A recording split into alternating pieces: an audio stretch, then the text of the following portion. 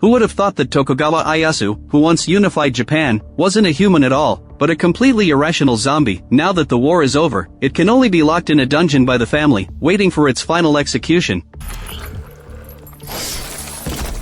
Going back hundreds of years ago, a fierce war broke out in Japan. They called it the Sengoku period. At that time, various great clans, in order to compete for territory and population, constant fierce battles broke out, causing the entire country to fall into a state of turmoil. In this chaotic period, a family named Tokugawa rose abruptly, under the leadership of its head, Tokugawa Ayasu. This family quickly stood out. Before long, it completely unified the whole of Japan. It was at this time that many rumors emerged among the Japanese people, claiming that the head of the Tokugawa family mastered a mysterious witchcraft, capable of summoning undead monsters called Shuinshon. Once targeted by them, one would be quickly eliminated, but all of this was just rumor. At least people today have never seen such monsters. With the Tokugawa family unifying Japan, the common people finally ushered in a short-lived peace again. However, beneath this prosperity lay a turbulent undercurrent. Because the so-called Shuinshon did exist, and due to the appearance of a man, they began to spread across Japan again. A few days ago, the medical clinic apprentice Nicole, along with her master Genzaburo,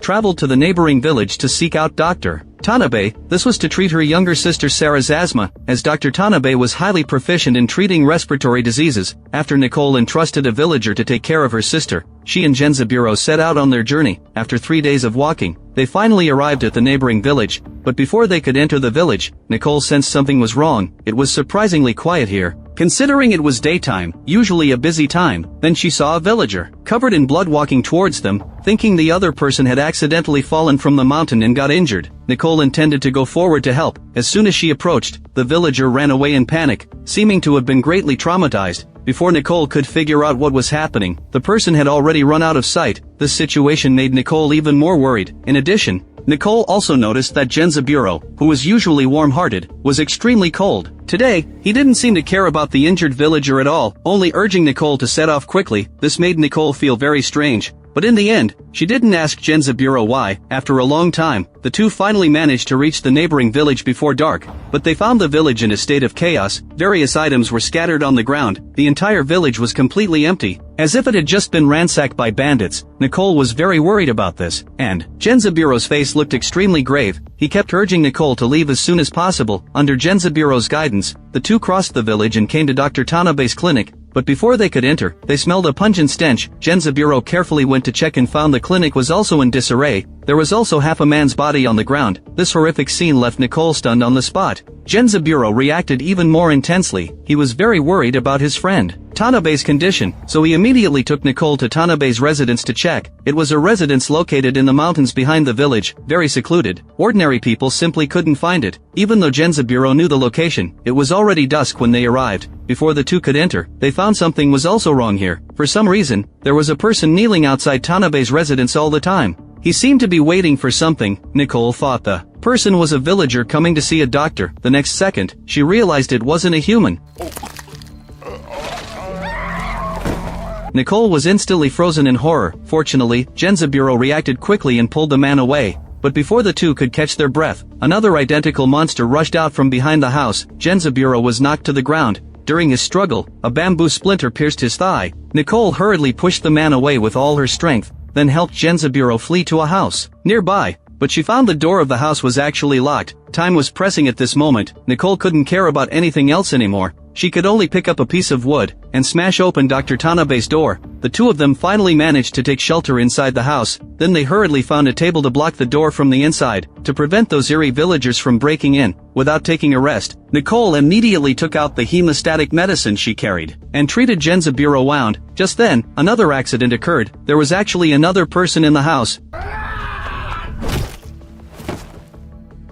When Nicole woke up again, she found herself and her master tied to a pillar, and the man who had attacked them earlier was sitting beside them at the moment. He carefully sized up the two of them. Seeing Nicole wake up, the man hurriedly grabbed the axe on the table and carefully checked Nicole for monster bites. He only relaxed after confirming she wouldn't turn into a monster. Nicole quickly stated that they were here to find a doctor. She knew nothing about the situation here. Nicole wanted to find out from the man what had happened here, but this guy seemed to have suffered severe mental trauma. His words were illogical, and she could only make out roughly that none of them were human. Nicole didn't ask further, only took out a sharp stone from her backpack. She slowly cut through the ropes. trying to take the opportunity to escape the man's control, and the guy was surprisingly cooperative. He actually laid down and fell asleep directly. He didn't care at all about the two who were tied up. After an unknown amount of time, Nicole, who was struggling to cut the ropes, suddenly heard her master's voice. He asked Nicole if she had been bitten by the monsters, but this woke the man up. He was convinced that Genzaburo knew something, so the man threatened Genzaburo with an axe,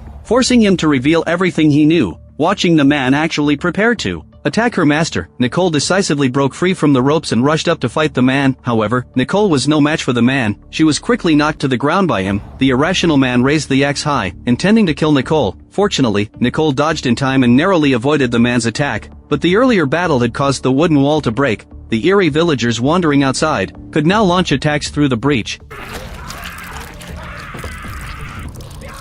And so it was, the man was torn to pieces by the villagers. Watching the horrific scene before her eyes, Nicole was also seized with panic. She hurriedly untied her master's ropes, preparing to flee from here with him. Just then, the man who should have been dead suddenly started twitching violently, as if undergoing some eerie transformation. Genzaburo looked at the man struggling on the ground, his expression instantly turning grave. He handed Nicole a dagger, telling her to stab the man in the head. Genzaburo claimed that these people who looked like villagers were not human. To completely eliminate them, the only way was to destroy their heads. But before Nicole could act, the man had already pounced like a wild beast. In the chaos, Nicole decisively pulled out her hairpin and stabbed the man's head as her master had said. The man stopped moving instantly. Nicole knew her master was right. She quickly picked up the dagger there to deal with the eerie villagers outside. However, there has always been a question in Nicole's mind. How could Master know so much about these monsters, even their weaknesses? Nicole voiced her confusion to her master. Genzaburo hesitated for a moment, then finally decided to tell Nicole the truth. These monsters were called Shuinshon. Nicole had never imagined that the things from legends actually existed. Genzaburo carefully recounted the origin of the Shuinshon. As early as decades ago, the Tokugawa family had raised a large number of terrifying warriors to unify Japan. After special treatment, they became the legendary Shuinshon. Genzaburo claimed that he had seen these terrifying beings when he was young. That's why he knew their true nature. Before Nicole could press further, heavy footsteps came from outside the house. Then, a huge Shuinshon barged in. Although it was incredibly strong, its movements were slow. Nicole didn't choose to fight it head-on. She helped her master escape from the wooden house. But before they had run far, she found Shuinshon everywhere. They were completely surrounded. At this critical moment, a samurai suddenly appeared. The man introduced himself as Matsushita, a wandering samurai. Because he had encountered some Shuinshon before, he was well aware of these monsters' weaknesses. He stepped in to help when he saw Nicole and the others trapped. But Nicole and her master were both skeptical of Matsushita's story. After all, everything was too coincidental, almost as if it had been orchestrated. Just then, in a certain town, a mysterious young man entered the local brothel. The man took out a large sum of money, claiming he wanted to buy the Oiran's freedom, but the woman didn't seem willing to leave. The man's eyes instantly became complicated. Then he revealed his name to the woman, Shirou, as if trying to evoke some memories in her, but the result disappointed the man. The woman claimed that she also had a friend named Shirou when she was a child, but that guy was strange, always wearing a head covering. She was the only one in the village who didn't dislike him. But one day, a terrifying rumor suddenly spread through the village, that the boy was a horrific man-eating monster. From then on, the woman completely cut off contact with Shirou. A few days later, the boy suddenly disappeared and was never heard from again. Now, when the woman talks about the past, there's no trace of nostalgia in her, only regret for how stupid she was to have stayed with such a monster. Her words were filled with mockery of the boy. The woman didn't seem to notice that the man's expression was growing worse, because he was the very Shirou from back then. The man had originally wanted to repay the woman for her care back then. That's why he wanted to buy her freedom. He never expected her to have become like this, mocking him behind his back. This made Shirou incredibly angry. A bloodthirsty desire welled up in his heart. And so the woman became Shirou's meal. As he left, the brothel madam saw the blood on Shirou, and thought he had injured the Oiran. She was about to demand compensation, when the Oiran appeared covered in blood. Before long, the entire town was overrun by Shuinshon. Perhaps the Shuinshon in Dr. Tanabe's village were also caused by Shirou. The scene shifts back to Nicole. Matsushita asked them worriedly about their condition, regarding this mysterious man who appeared out of nowhere. They were naturally on high alert. Genzaburo didn't reveal the truth about the Chuinxiong to Matsushita. Instead, he made up an excuse, claiming they had encountered the monsters by chance, so they didn't know much about them. Matsushita didn't press further on the matter, he just went off alone to search for the origin of these monsters, but he tripped over something, and thus discovered a basement. Driven by curiosity, the group prepared to enter and check it out. As soon as they lifted the cover, a pungent stench hit them in the face. This made all three suspect that something unsavory was hidden inside. Then the three lit candles and cautiously entered to investigate. Before long, they saw a man's body not far away. Genzaburo recognized him as his close friend Tanabe. Seeing this, Genzaburo felt a mix of emotions. In addition, the group also found a hanging Chuinxiong in the corner of the room, but it seemed to be dead. The group deduced that when the Chuinxiong first broke out in the village, Dr. Tanabe had locked the mutated villagers here for treatment. Before he could develop a cure, other villagers were infected. After that, a large number of Chuinxiong surrounded the clinic, and Dr. Tanabe was killed as a result. Although Dr. Tanabe didn't develop a cure, but the group inferred that the medicines here were mostly his experimental results, so Nicole decided to take some in case they were needed. However, in reality, the Chuinxiong wasn't dead, and because of the group's arrival, his hunting urge was triggered again. Just as the group scattered to search for usable supplies, Matsushita quietly approached Tanabe's body, took a piece of paper from under him and hurriedly hid it in his bosom. He seemed to have known about this item all along. Clearly, he wasn't just a wandering samurai who happened to pass by. Just as the group was about to leave, the bound Chuinxiong finally woke up. It broke free from one chain and pounced on Genzaburo, who was the closest. Matsushita and the others reacted immediately, saving Genzaburo. After confirming he wasn't bitten or infected, the group finally relaxed. According to the original plan, Nicole and Genzaburo would return to their village, and Matsushita would part ways with them. For some reason, Matsushita suddenly changed his mind.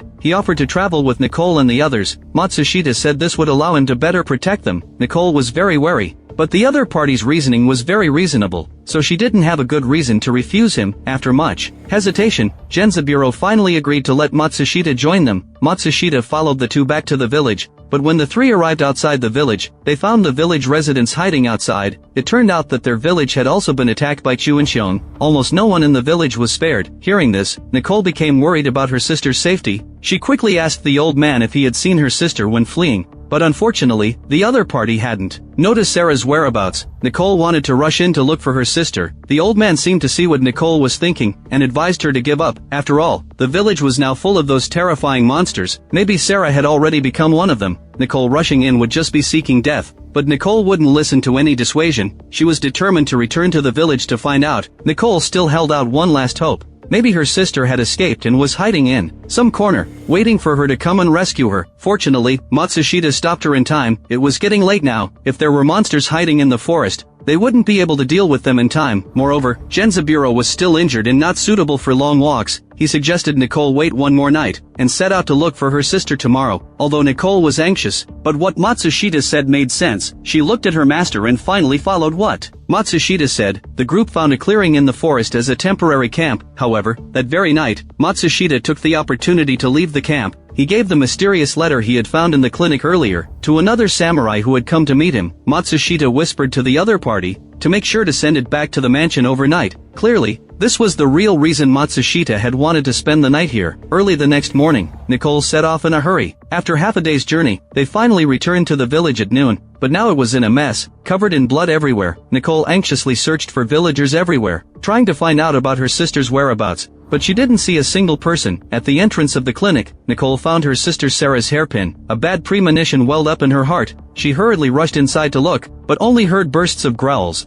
There was no sign of her sister, only an infected villager. Fortunately, Matsushita acted in time, so Nicole didn't have an accident. Although in the clinic, Nicole didn't find her sister, but she still held out a glimmer of hope in her heart. Nicole believed her sister must still be alive. She settled her master at home and then searched the village alone. During this time, she saw many villagers, but they had all mutated. The hope of her sister still being alive was becoming slimmer and slimmer. Just then, Nicole heard a noise in the backyard. She thought there might be survivors there. When Nicole came to the backyard, she saw a group of infected samurai instead. Nicole was just about to turn and leave, when she found infected villagers behind her too. Nicole reacted quickly and dodged the villagers' attack. But this alerted the samurai. Those Chuinxiong wielded long swords and attacked Nicole. The only thing she could do was flee quickly. However, Nicole, who was running for her life, didn't notice that her sister Sarah was hiding in a corner not far away with another villager. Seeing the monsters in the yard lured away by Nicole, the villager planned to take the opportunity to leave. Before he could climb out, the infected samurai actually returned.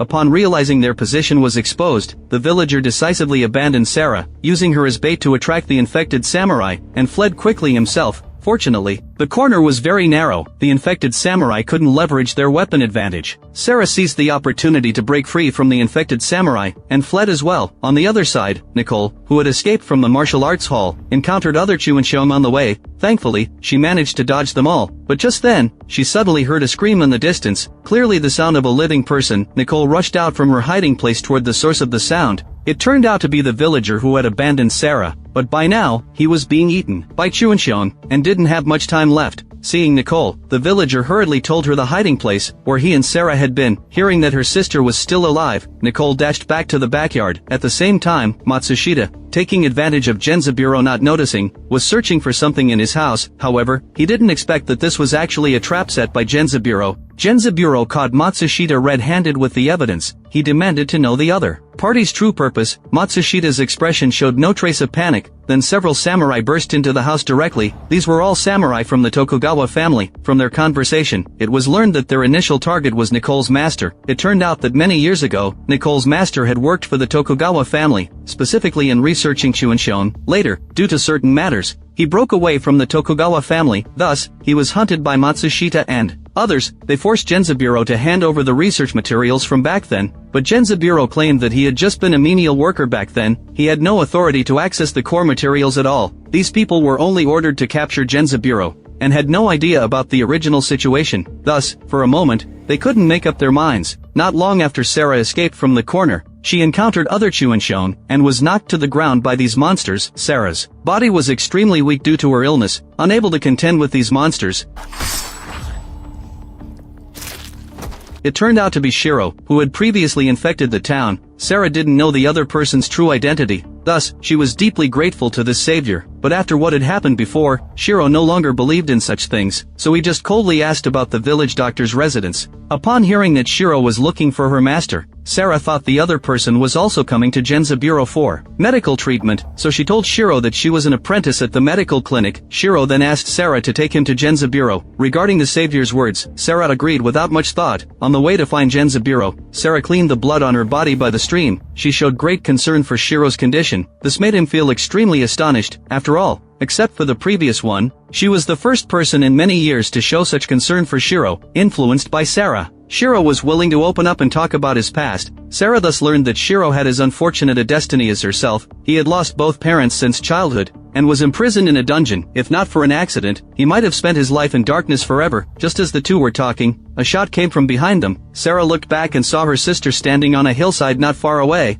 The two sisters were finally reunited. After a brief conversation, Nicole learned that Shirou had saved her sister. She hurriedly expressed her gratitude to him. Then Nicole learned that Shirou was going to find her master. Nicole didn't think much of it, and took the two back to her master's residence. By the time they returned to the village, it was dark. Under the moonlight, they saw a person tied up in the distance. It was actually their master, Genzaburo. Just as Nicole was about to rush forward, Shirou stopped her. With his reminder, Nicole then noticed that there were many people lying in ambush around Genzaburo. It was clear that someone had set an ambush. If she had rushed up recklessly, the consequences might have been disastrous. But Nicole couldn't just watch her master being tied up and do nothing. Shirou took the task of rescuing him and then rushed into the darkness. After a long time, the two sisters didn't hear any sound. Sarah couldn't wait any longer. She prepared to rush up and rescue him herself. As soon as Sarah started moving, she was discovered by the ambushers. If not for Nicole's quick reaction, Sarah would have been killed. Now that the ambush had been exposed, Matsushita and others no longer hid, and took the initiative to appear, saying that Nicole and the others were surrounded. But Matsushita didn't directly harm the two. Instead, he invited Nicole to join the Tokugawa family. It turned out that during previous interactions, Matsushita had discovered that Nicole was extremely skilled. A village doctor's nursing apprentice showed no fear in the face of Chuanxiong, and could maintain agile and neat movements. If it weren't for Nicole's exceptional talent, then she must have received professional training. Either of these two possibilities made Matsushita highly appreciate her. Thus, he extended the invitation to her. Matsushita promised Nicole that as long as she joined the Tokugawa family, he wouldn't harm Sarah and the others. Regarding Matsushita's recruitment, Nicole decisively refused. In fact, she had long known that Matsushita was a samurai of the Tokugawa family. After all, the first time the other party saw Chuanxiong, he could accurately hit their weak points. It was clear that he had encountered them before, and Chuinxiong had always been a secret of the Tokugawa family, but Nicole had long been tired of the life of fighting and killing. That's why she had been pretending to know nothing along the way, trying to stay out of it, but she still couldn't get rid of the trouble. Just as the two were talking, another accident occurred. Shirou, who had rushed into the darkness earlier, had come to the ambusher's side. He used his ability to transform all these people into Chuinxiong. Seeing that Nicole had rejected him, though Matsushita felt deep regret, he didn't hesitate to order his subordinates to kill the two. However, he found that his subordinates didn't take any action. Then a figure slowly walked out of the darkness. For some reason, Matsushita recognized Shirou at a glance, and he looked extremely excited. Matsushita rushed up, declaring that he would capture Shirou alive. But after a brief fight, he found that the other party was so powerful that he couldn't deal with him. Then Matsushita discovered that all his ambushing men had actually become Chuinxiong. For a moment, Matsushita's situation was very bad. He had no time to pay attention to Nicole and the others over there. So the two took the opportunity to rescue Genzaburo, then fled the scene amidst the chaos. The two sisters took Genzaburo and quickly hid in the house. Due to the strenuous exercise just now, Sarah's asthma flared up again. Fortunately, the medicine Nicole took from Dr. Tanabe's home happened to include the one that could treat asthma. She hurriedly opened a pack and gave it to her sister to take. Just then, a figure suddenly burst into the room. Nicole found it was Shirou, who should have been fighting outside. Seeing his appearance, Genzaburo's face instantly became grave. Before Nicole could figure out the situation, Shirou harshly demanded to know why the other party had imprisoned him. Nicole and the others were instantly shocked. They never expected that their master was such a perverted person. Under Shirou's continuous questioning, Genzaburo could only helplessly tell the truth. It turned out that many years ago, Genzaburo and his friend Tanabe were both imperial physicians of the Tokugawa family. With their superb medical skills, the two were highly respected in the family. Suddenly one day, Tokugawa Ayasu found the two with a mysterious wooden box, requesting them to study the contents inside. Later Genzaburo learned that many years ago, the Tokugawa family used an evil method to defeat other enemies. They put viral human tissues into the villagers' drinking water, and once that virus entered the human body, it would turn the host into a terrifying Chuinxiong. It was precisely by using these Chuinxiong that the Tokugawa family captured city after city, finally completing the great cause of unification. When the war ended, the Tokugawa family then secretly disposed of the infected villagers. In this way, they could completely destroy the traces. However, after completing the unification, Tokugawa Ayasu was reluctant to give up the powerful force of Chuinxiong, so the previous head of the Tokugawa family found Genzaburo and Tanabe with an infected person's palm,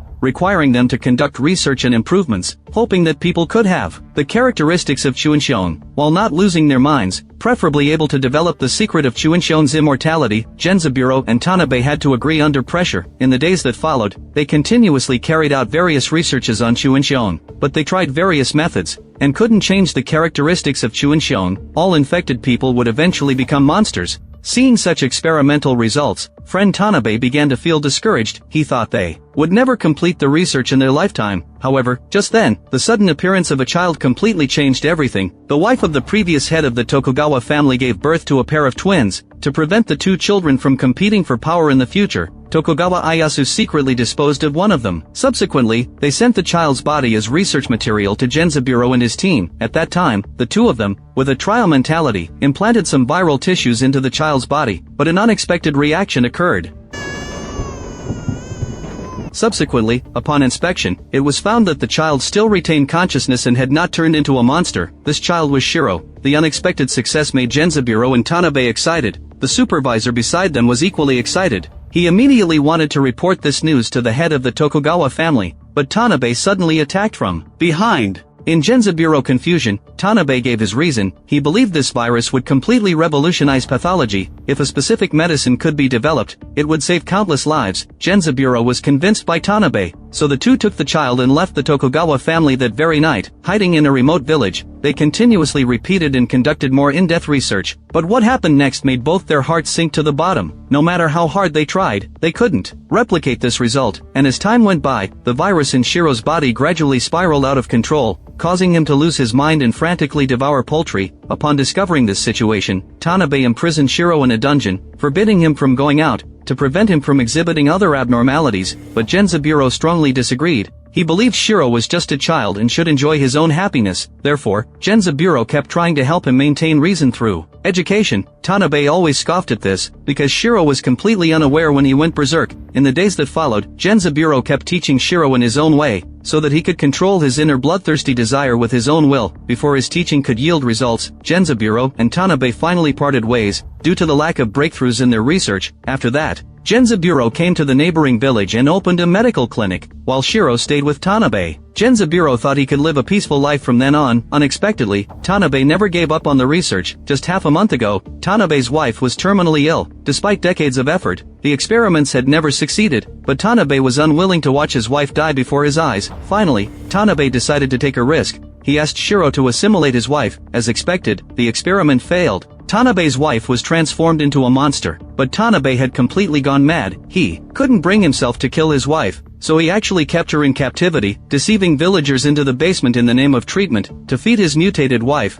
During one feeding, an infected villager escaped. That person later became a Chuinshon, and infected all villagers in the neighboring village. It was during this period, Shirou also escaped in the chaos. Learning all this, Shirou had mixed feelings inside. He didn't know what to say. Just then, suddenly, thick smoke emerged from under the door. It turned out that Matsushita and others had dealt with the Chuinshon outside, now intending to force Shirou, who was hiding inside, to show himself. Genzaburo had no regrets at this point. To atone for his original mistake, he chose to stay in cover for the others. He told Nicole to take Shirou and the others away, but Shirou believed it was all because of him, so he wanted to end it all in place of Genzaburo. Genzaburo firmly rejected this, because even now he still believed that a medicine could be extracted from Shirou's body to save the world, and bring the dead back to life. Hearing Genzaburo words, Shirou's face suddenly changed. He had always thought Genzaburo saw him as a child, but he only valued his usefulness. Shirou's heart was consumed by anger. The bloodthirsty urge welled up again. He actually bit Genzaburo. Nicole knew her master would soon mutate into a Chuinshon, but she couldn't bring herself to act, and Shirou, driven by his bloodthirsty desire, completely lost his mind and rushed out of the house directly. He broke out into a fierce battle with Matsushita and others. In Shirou's madness, those people were infected and became Chuinshon. In the simple house, Genzaburo, severely wounded, struggled. He already knew his fate. Genzaburo didn't want to become that ugly creature. Watching her master about to become a monster, Nicole finally made up her mind.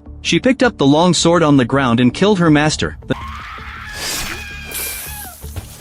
The next second, Sarah suddenly picked up the long sword and aimed at Nicole. Her eyes were filled with anger. It seemed as if she had a deep-seated hatred for Nicole. Seeing the scene before her eyes, Nicole only remained silent. She knew Sarah's memories had returned. It turned out that Nicole was not Sarah's biological elder sister. In fact, she was a killer trained by a certain mysterious organization. The organization's final test was to make her more ruthless, and the method was to have Nicole adopt Sarah, then kill Sarah with her own hands after fostering enough affection. To achieve this, Nicole killed Sarah's father, making her an orphan. However, during the subsequent interactions, Nicole was actually corrupted by emotions. When the leader ordered Nicole to kill Sarah, Nicole hesitated. She recalled many memories of getting along with Sarah. At this moment, Nicole realized she had become so deeply involved that she simply couldn't do it. So Nicole betrayed the organization and fled with Sarah, perhaps because that battle was too tragic, causing the young Sarah to be traumatized. Thus, many of Sarah's memories had been blurred ever since. But just now, she witnessed Nicole wielding a sword to kill Genzaburo. Sealed memories instantly surged back like a tide. She recalled many past events, especially the memory of Nicole killing her father.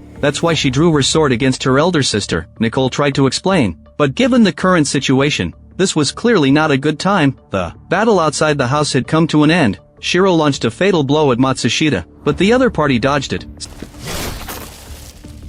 Sarah was unfortunately stabbed and died on the spot. Watching her younger sister die a tragic death before her eyes, Nicole's heart instantly sank to the bottom. And this was just the beginning of something worse, because on the other side of the village, a group of mysterious people suddenly stormed into the village. They were well trained, and quickly dealt with the soldiers, who had become Chuinshon. If Nicole had been here, she would definitely have recognized the leading woman was none other than the organization's leader. At this moment, Nicole didn't know that the leader had chased after her. She was furious over her sister's death and vowed to avenge Sarah, but she was stopped by Matsushita. Just as the two were arguing, the pursuers had already rushed here. Nicole recognized these people as members of the organization, but their target wasn't herself but Shirou. Naturally, Matsushita couldn't just stand by and do nothing, so both sides engaged in a fierce battle. In the chaos, Shirou took the opportunity to escape. By the time Matsushita and the others noticed, Shirou was already gone. Seeing the main target disappear, the killer organization no longer lingered too much. As for the traitor Nicole, they could deal with her at any time. When Matsushita and the others withdrew,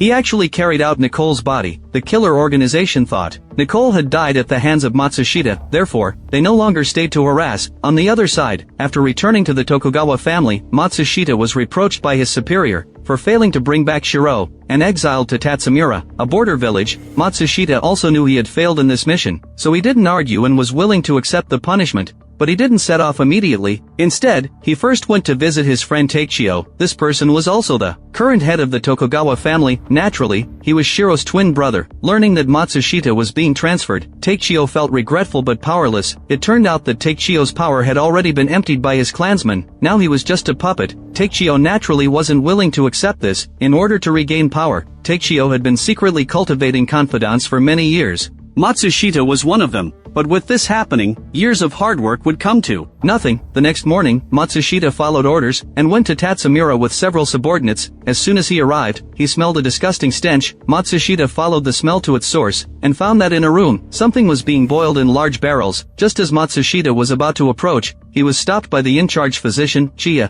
Based on the other party's account, Matsushita then realized that he was sent here to be responsible for a more important task. It turned out that Tatsameira was the first village where Chuincheong broke out. At that time, the Tokugawa family quickly sent a guard to clean up. After that, Chia had been in charge of continuing the research on Chuincheong. Some time ago, Matsushita sent back Tanabe's research materials. Chia suddenly had many inspirations, so he cruelly chopped the infected villagers and threw them into large barrels to boil, attempting to extract the so-called panacea from them. Matsushita's main task here was to supervise Chia's research, to prevent him from defecting after achieving results. And in the dungeon of Tatsameira, Nicole, who was somehow believed to be dead, appeared here and was not dead. It turned out that after the killer organization withdrew, Matsushita still wanted to recruit Nicole, and didn't want her to die like that, so he faked Nicole's death and brought her to Tatsameira. And the dungeon holding many villagers was an excellent hiding place, but because of Tatsameira's special nature, so every day, these imprisoned villagers were forced to enter the mountains, to search for Chuincheong, both to prevent the virus from spreading, and to find research materials for Chia. But these villagers had to endure the abuse of the Tokugawa guards. Any disobedience would result in beatings. Unfortunately, the villagers themselves had no idea of unity. They couldn't stand seeing others better off than themselves. Among them, if any villager was slightly better off, they would be envied by other villagers.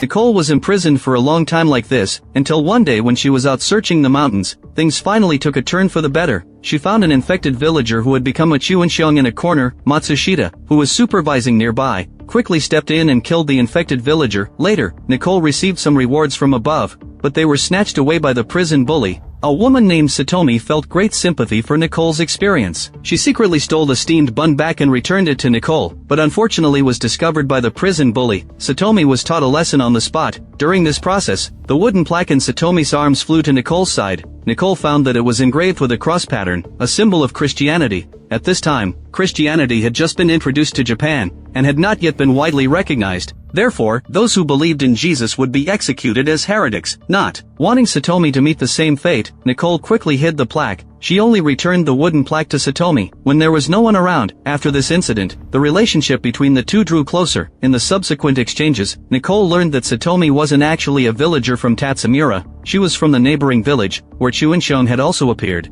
Although the Tokugawa family quickly went to deal with the Chuincheong, some mutated villagers still managed to escape. Now Satomi was extremely worried about her son at home, but the guards wouldn't allow anyone to leave. Learning of Satomi's experience, Nicole couldn't help but recall her younger sister Sarah. With this emotional resonance, the relationship between the two grew closer again. Just as Nicole was comforting Satomi, Matsushita received a shocking piece of news. After Shirou left back then, the Tokugawa family didn't give up tracking him, and Shirou didn't hide his tracks at all along the way. So the Tokugawa family easily found out that he was heading straight for Murasado village. Upon learning this, Matsushita realized that this was the perfect opportunity for him to atone for his mistakes. Therefore, Matsushita began arranging personnel for action. Then he personally went to the cell to invite Nicole to join him. But at this moment, a horrific mutation was taking place in the cell. The kitchen used spare ribs boiled in large barrels. When preparing today's dinner, those tired and hungry villagers, seeing meat in their bowls, began to gobble it up. Perhaps recalling Satomi and Nicole's disrespect today, the prison bully deliberately knocked over their bowls. Satomi tried to stop them, but was knocked to the ground by the prison bully. During the scuffle, the wooden plaque in Satomi's arms accidentally slipped. Her identity as a Christian was instantly exposed. The group led by the prison bully immediately shouted heretic. they tied up Satomi and Nicole, intending to kill them. Just then, one of the villagers who had eaten the spare ribs began to mutate. The bloody and eerie scene instantly shocked the others. The villagers thought the man had gone mad, and prepared to kill him. But the next second, more villagers began to show abnormal symptoms. They felt unbearably hot all over, and then mutated immediately. Then these Chuinxiong began to attack randomly everywhere. Nicole realized that the spare ribs were actually pieces of Chuinxiong meat. Just then, two prison guards came to the cell upon hearing the commotion. They didn't expect that these people had become Chuinxiong, and were still showing off as usual. The next second, they were frantically bitten by the mutated villagers. Nicole and Satomi were tied up, so they could only watch the Chuinxiong rampage and couldn't escape. Before long, mutated villagers set their eyes on the two. Fortunately, at this critical moment, Matsushita arrived at the cell in time. He quickly eliminated several infected villagers and untied Nicole's ropes, revealed the news about Murasado village to her, and claimed that Sarah was still alive. Learning that her younger sister was still alive, Nicole's face was filled with incredulity, although she knew it was highly unlikely, but the emotion in her heart made Nicole willing to believe it was true. For this reason, she took the dagger handed by Matsushita, and repelled the villagers together. After that, Matsushita told Nicole to leave first while he stayed to cover their retreat. In this way, Nicole took Satomi and escaped from the hut, heading for neighboring Murasado village. Before the two had run far, Satomi's body also began to change. It turned out that she had also eaten a bite of Chuinxiong meat. Looking at her best friend who was about to mutate, although Nicole was sad, there was nothing she could do. The only thing she could do was to let Satomi leave with dignity. In the prison, by this time, Matsushita had also left. Physician Chia looked at the numerous Chuinxiong corpses before him, instantly revealing an excited expression, because in this way, he could have abundant research materials. However, Chia's smile lasted less than 3 seconds before instantly transforming into fear. Matsushita looked at the scene before him and decisively set fire to it, burning everything here to the ground. Then he continued to Murasado village to find Shirou and atone for his sins. Meanwhile, in Murasado village, Shirou, who had narrowly escaped, seemed to have become a priest of the local Christian church, with a large number of followers. But he didn't seem to care about any of this, because Shirou's gaze was always fixed on Sarah lying over there. It was unknown what connection this had to the resurrection Matsushita had mentioned. Ever since Nicole learned the news that her younger sister had been resurrected in Murasado village, she had been traveling there day and night without stopping. Although along the way, Nicole encountered many Chuinxiong, but managed to get through safely every time. After a long journey, Nicole finally arrived at Murasado village before dark. Just as she entered the village, Nicole saw many villagers gathered at the entrance of the village, and these people were all holding crosses in their hands, praying piously. Obviously, they were all Christians. Seeing a stranger enter the village, the villagers hurriedly put away their Bibles, and asked Nicole where she came from. Nicole claimed to be Satomi's friend and told her tragic story. Upon hearing that Satomi had also been infected and become a Chuinxiong, a boy in the crowd suddenly shouted excitedly. Obviously, this boy was Satomi's son. When the villagers learned that Nicole had no ill intentions, their attitudes became very friendly. Later, through communication, it was learned that Nicole was looking for Shirou. The village chief thought she was also a believer, and led Nicole to a hidden house. As soon as she entered, Nicole saw a Chuinxiong hanging in the air, imitating Jesus. From the village chief, she learned that this Chuinxiong was Shirou's masterpiece. In addition to this monster, there was also a girl whom he had resurrected. The villagers believed he was like Jesus recorded in the Bible, sent by heaven to save them, so they revered him as a saint. Nicole wasn't interested in this. She just wanted to know how Sarah had been resurrected, and where she was now. However, the village chief's subsequent answer left Nicole very disappointed, because the other party told her that just 2 days ago, samurai from the Tokugawa family came to the village and arrested Shirou, and the resurrected Sarah had disappeared in the chaos. The village chief speculated that she might have fled to another village, although not very certain. But Nicole still decided to take a gamble, so she set out again. But just then, another accident occurred. A group of Tokugawa family samurai appeared outside the house. Seeing these people arrive, the villagers hurriedly put away their family gods, fearing they would be killed as heretics. But in reality, these samurai were here to pursue Nicole. The team leader found the village chief and took out a wanted poster. On it was a portrait of none other than Nicole. Fortunately, the village chief didn't betray Nicole, but the village chief's acting was too poor, and the searching samurai still noticed something was amiss. Therefore, despite the village chief's obstruction, they wanted to search the village. At the moment the long sword was about to fall, Nicole couldn't bear to see these people die because of her, and stepped forward voluntarily. Those samurai charged at Nicole excitedly but were instantly killed. Nicole had intended to directly end their lives, but was also stopped by the village chief. Nicole thought the other party was repaying evil with good. Therefore, she greatly admired the village chief's character. But in reality, after Nicole left, The village chief tied them all up and sent them to the previous church house. The Chuinxiang imitating Jesus actually came back to life. Several samurai from the search team directly became the Chuinxiang's meal. At the same time, in the Tokugawa family's prison, Matsushita had already brought Shirou back, thinking he could finally make up for his previous mistakes. However, what he didn't know was that Shirou's arrest had actually been deliberate. Shortly after Matsushita left, Shirou used his strength far beyond that of a human to leave the cell. After that, he sneaked into the room of the head of the Tokugawa family, Takechio, who was spending the night with a female companion, suddenly saw a man behind the screen who looked almost identical to himself. He was instantly stunned in place, but fortunately, Takechio quickly recovered. As the head of the family, he also knew many past secrets.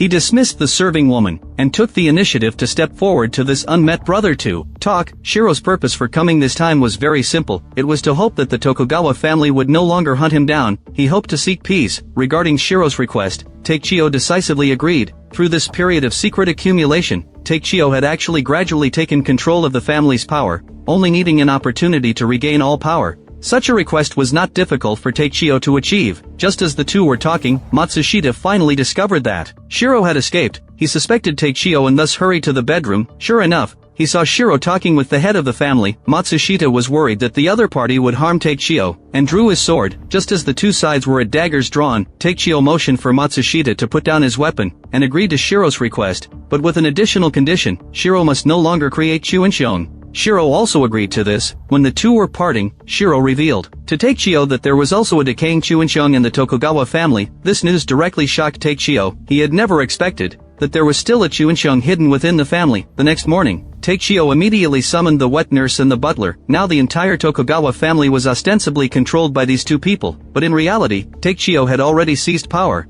Now he made everything clear on the spot. The two also expressed their willingness to submit to Takechio. After that, he pressed the two about the Chuinxiang in the family. The old butler still tried to hide it, but unexpectedly, Takechio drew his sword, and forced the old butler to tell the truth. Seeing that Takechio was serious, the wet nurse had to compromise. Under her guidance, Takechio entered the family dungeon. As soon as he walked in, a foul stench hit him in the face. But in order to know the truth of the matter, Takechio endured the nausea and followed the two to the end of the corridor. Right here, he witnessed a horrifying scene. Takechio recognized that the gnawed woman was the girl who had served him last night. Just then, the Chuinxiang suddenly turned around. Takechio was instantly shocked. It was none other than Tokugawa Ayasu, the first head of the Tokugawa family. It turned out that back then, Tokugawa Ayasu had spared no effort to spread the Chuinxiang virus. In order to unify Japan, however, after the war ended, he himself was unfortunately infected. In order to treat Tokugawa Ayasu, the family had been researching an antidote. Genzaburo and Dr. Tanabe were the relevant persons in charge,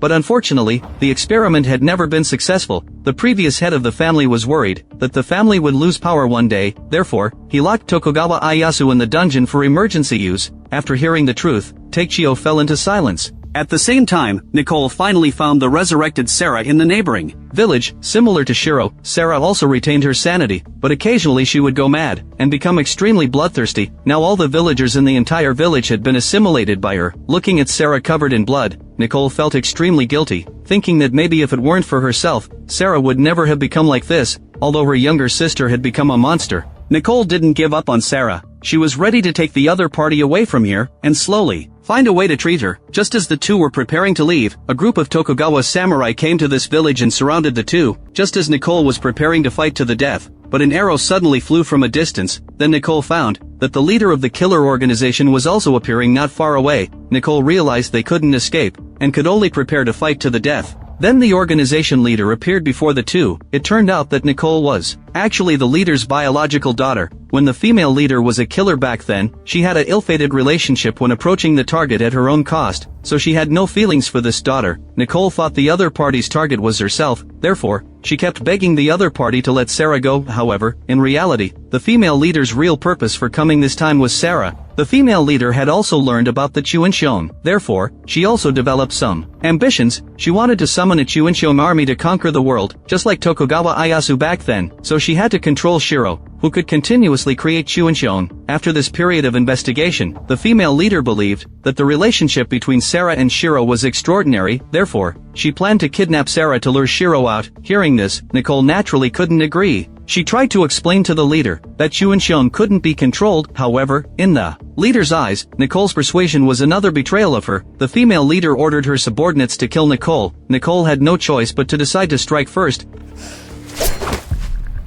However, her reaction had long been expected by the female leader. The other party not only easily dodged, but also immediately launched a counterattack. The leader's weapon was coated with poison. In just a moment, Nicole was on the verge of death. Perhaps the female leader thought Nicole was surely dead, so she didn't deliver the finishing blow but left her to fend for herself, and left with Sarah herself. It was this act that sowed the seeds of trouble for the future. Under the effect of the poison, Nicole gradually fell into a coma. After an unknown amount of time, she woke up again to find Shirou by her side. After leaving the Tokugawa family, Shirou followed Sarah's scent and chased after her. He happened to see the unconscious Nicole. Seeing that she was fatally poisoned, Shirou used bloodletting therapy to save Nicole's life. When he learned that Sarah had been captured by the killer organization, Shirou immediately became nervous. Nicole saw what he was thinking. She wanted to persuade him not to act impulsively. However, Shirou just reassured Nicole, saying he would never act impulsively. But the next moment, he came alone to the killer organization's camp. The killer organization surrounded Shirou. After a moment, the leader appeared before Shirou. She explained her idea, wanting Shirou to help her create a Chuanxiong army similar to Sarah, with self-awareness. For this, the leader promised many benefits. However, Shirou decisively rejected her, and said he didn't know how to resurrect Sarah again, therefore, he couldn't help mass-produce them for the other party. The leader naturally didn't believe Shirou's words. She only thought Shirou was uncooperative.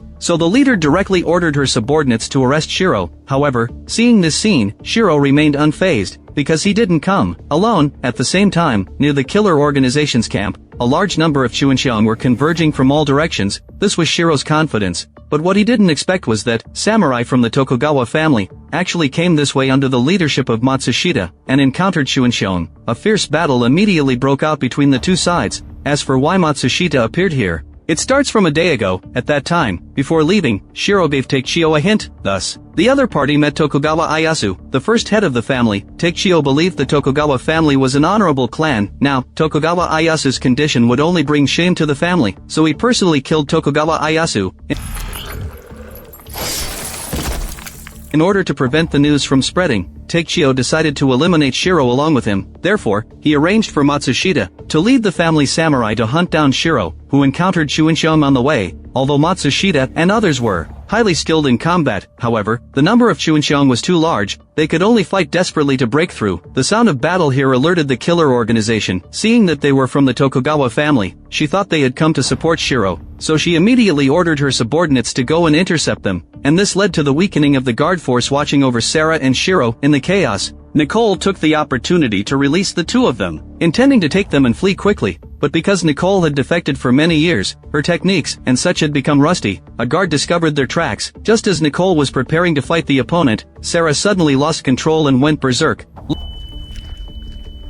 Looking at her younger sister's appearance, Nicole felt extremely complicated inside. But now was not the time to think. They had to escape from here quickly. The three prepared to continue their action, but another accident occurred. Again, Shirou suddenly knocked Nicole down. Just as Nicole thought that Shirou had also fallen into madness, she found a deep wound on the other person's neck. Immediately after, the leader came chasing with her men. Nicole took the two into a nearby house, trying to avoid the leader's attack. However, the other party had obviously expected this situation. Therefore, among the people who came, some were holding flintlock guns that could penetrate wooden doors, although Nicole and the others narrowly escaped. But it was clearly not a solution. Therefore, she decided to take the initiative to stand out and attract the leader's attention. Let Sarah take the injured Shirou and slip away from the back door, facing Nicole's obstruction. Although the leader knew the other party's purpose, she couldn't easily bypass Nicole. A fierce battle broke out between the two sides. However, during the entanglement between the two, the Chuanxiong outside were attracted by the sound and surrounded the two. By the time they realized, it was too late. With the help of Matsushita, Nicole managed to escape smoothly. The leader faced the Chuanxiong alone, and was finally overwhelmed by the tide of corpses. Nicole and Matsushita fought while retreating, but there were too many Chuanxiong. Both of them were already exhausted. They could only retreat into a house and hold their ground. But the Chuanxiong still found a flaw. Matsushita was knocked down by one of them. Fortunately, Nicole beside him acted in time, but at the cost of Nicole being bitten by the Chuinshon. She knew her situation was not good, therefore, Nicole decided to use her last strength to help Matsushita leave. Under Nicole's attraction, Matsushita found an opportunity to escape. Nicole looked at the surrounding Chuinshon, and prepared to wait for death quietly, but she suddenly thought that she hadn't seen Sarah's figure again, so the next moment, Nicole reignited her fighting spirit again. She directly removed the infected flesh and blood. After simple bandaging, she acted again. On the other side, Sarah brought the severely injured Shirou to the seaside. There was a boat that Shirou had already prepared here, but now he couldn't leave with Sarah anymore. Shirou took out a cross from his arms, and gave it to Sarah with his last strength, saying that taking that boat could meet with the people of Murasado village, and go together to the distant paradise promised by God. After Shirou finished speaking, he breathed his last. Sarah was extremely grieved inside, but she held back her tears and laid Shirou's body to rest. Then she took the boat to meet with the residents of Murasado village. Not long after, Matsushita also chased to the seaside. Looking at Shirou's body, Matsushita also felt extremely complicated inside. Matsushita had no joy of completing the task. Immediately after, Nicole also chased up. The two looked at the gradually disappearing boat together, not knowing what they were thinking. The film ends here. Kill to Live was released in May this year. Although it claims to be the Japanese version of Kingdom, however, it is completely incomparable in reality. With a plotting plot and disjointed storyline, the acting of the characters also needs polishing. It is completely a Japanese period zombie drama. If you like my channel, please like and subscribe to my channel.